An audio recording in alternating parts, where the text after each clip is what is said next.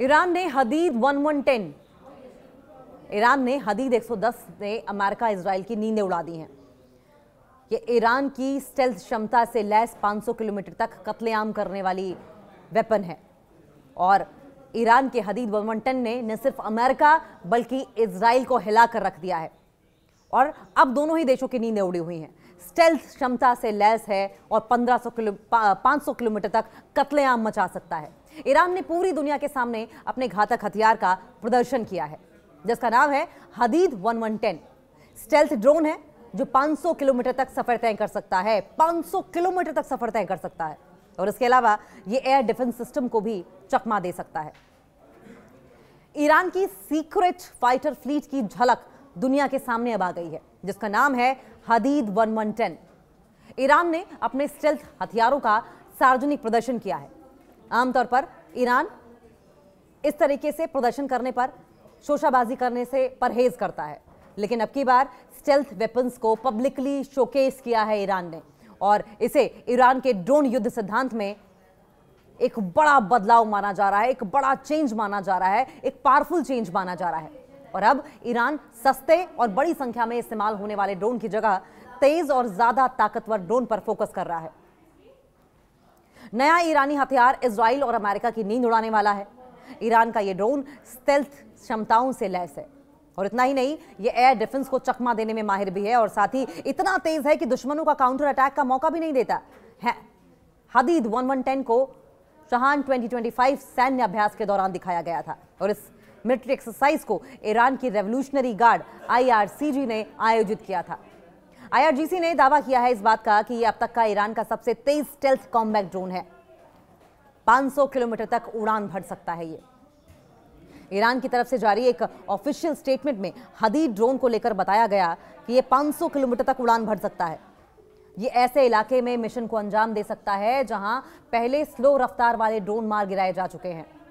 Iran की सैन्य power में इस ड्रोन से बड़ा बूस्ट मिलेगा क्योंकि आज के दौर में ड्रोन युद्ध सिर्फ सपोर्टिंग हथियार नहीं रह गया है बल्कि राजनीतिक हथियार बन चुका है, रणनीतिक हथियार बन चुका है। ईरान ने यह ड्रोन ऐसे समय में पेश किया जब मिडिल ईस्ट में तनाव लगातार बढ़ रहे हैं। सवाल यह भी कि क्या ये ड्रोन्स गेम चेंजर साबित हो सकते हैं। ईरानी गेम चेंजर हदीद ईरान का कहना है कि हदीद एक 1110 आसमान युद्ध में गेम चेंजर साबित हो सकता है, यानी जब एयर टू एयर स्ट्राइक करनी हो तो ईरान के लिए ये ब्रह्मास्त्र की तरह होगा, गेम चेंजर साबित होगा। हालांकि अगर इंटरनेशनल एक्सपर्ट्स की माने, अंतर्राष्ट्रीय विशेषज्ञों की माने, तो इसके दावों की स्वतंत्र पुष्टि अभी नहीं हुई है। एक्सपर्ट्स का मानना यह है कि हदीद 1110 ईरान की बदलती सैन्य सोच को दिखाता है कि किस तरीके से ईरान प्रोग्रेसिव हो चला है वेपन्स के लिहाज से, मिलिट्री के लिहाज से। और अब ईरान सिर्फ ड्रोन की संख्या पर नहीं बल्कि स्पीड पर, स्टेल्थ पर, सटीक हमलों पर जोर दे रहा है और इस ड्रोन को एयर डिफेंस को चकमा देने के लिए बनाया गया है। इससे अमेरिका और इजराइल जैसे देश अब जंग में एक तरफा बढ़त हासिल कर पाएंगे।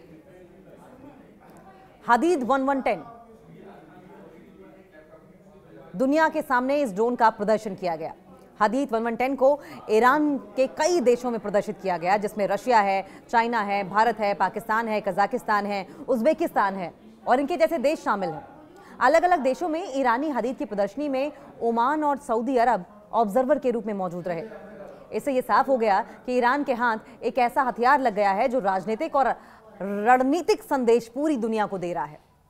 अब ऐसे में जब इतना ज्यादा पावरफुल ड्रोन सिस्टम ईरान की ओर से डेवलप किया गया है, स्टेल्थ है, 500 किलोमीटर तक मारक क्षमता है, कहर ढा सकता है, बर्बादी मचा सकता है, तो जाहिर है कि अमेरिका के बूते उछलने वाला इजराइल और खुद सुपर पावर कहलाने वाला अमेरिका जो लगातार ईरान पर अपना दबाव बनाता रहा है, नींदें तो उड़ेंगी ही। इनकी नींद कहां आएगी क्योंकि ईरान को पावरफुल बनने से रोकने की कोशिश लगातार की गई है, लेकिन ऐसा हुआ नहीं। ईरान लगातार अपने लेवल पर, अपनी मिलिट्री पावर पर, अपने वेपन्स के प्रोडक्शन पर काम करता रहा और आज हदीद 1110 जैसे जो पावरफुल ड्रोन्स हैं, एडवांस टेक्नोलॉजी से लैस ड्रोन्स हैं, वो पिक्चर में आ गए हैं जिसकी वजह से इजराइल में खौफ है। लगातार अमेरिका की ओर से, इजराइल की ओर से दबाव इस बात को लेकर भी बनाया जाता रहा कि वो न्यूक्लियर पावर को डेवलप नहीं करेगा। हालांकि ईरान बार बार कहता रहा कि यूरेनियम यानी कि U-235 यूरेनियम 235 का एनरिचमेंट उनका राइट है एज अ कंट्री, उन्हें कोई न्यूक्लियर वेपन्स नहीं बनाने हैं और इस राइट को अमेरिका या इजराइल छीन नहीं सकता है। और बावजूद इसके कि ईरान बार बार अपनी बात बहुत ही सफाई के साथ, बहुत ही ट्रांसपेरेंसी के साथ रखता रहा, इजराइल को और अमेरिका को समझ नहीं आया, क्योंकि इजराइल और अमेरिका अपना नैरेटिव, अपना एजेंडा लेकर आगे बढ़ना चाहते थे।